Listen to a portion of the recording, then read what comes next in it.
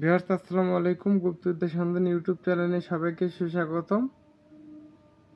সূরা বাকারার বৈশিষ্ট্য: যে ব্যক্তি সূরা বাকারা দৈনিক 7 বার পাঠ করবে সে মৃগী, উন্মাদ, কুষ্ঠ ইত্যাদি রোগ হতে নিরাপদ থাকবে।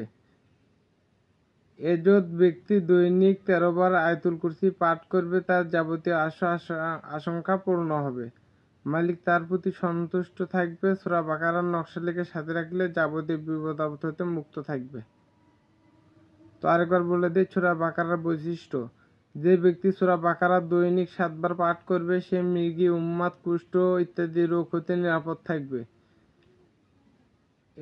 এজদ ব্যক্তি দৈনিক 13 বার আয়াতুল কুরসি পাঠ করবে তার যাবতীয় আশা আকাঙ্ক্ষা পূর্ণ হবে।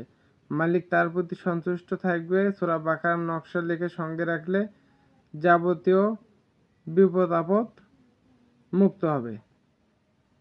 তো ভিউয়ার্স সবাই ভালো থাকবেন, সুস্থ থাকবেন, আমার জন্য দোয়া করবেন, আমি আপনাদের জন্য দোয়া করি।